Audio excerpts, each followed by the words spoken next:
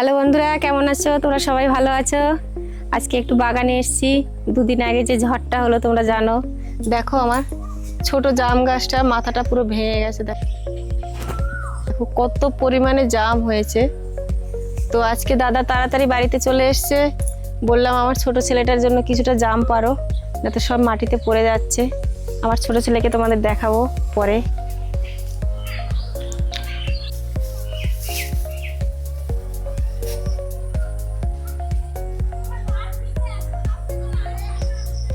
এই যে ওইটা পারো, ওইটা যা পড়ে গেল। হ্যাঁ হ্যাঁ হ্যাঁ, ওইটা ওইটা।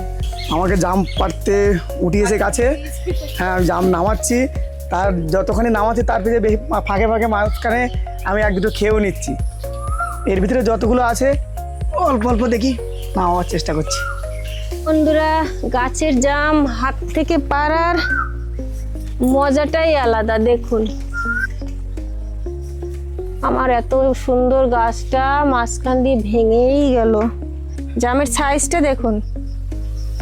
বৃষ্টি হয়েছে, আরো জামগুলো কত বড় হতো, কিন্তু তার আগেই ডালটা ভেঙে গেল।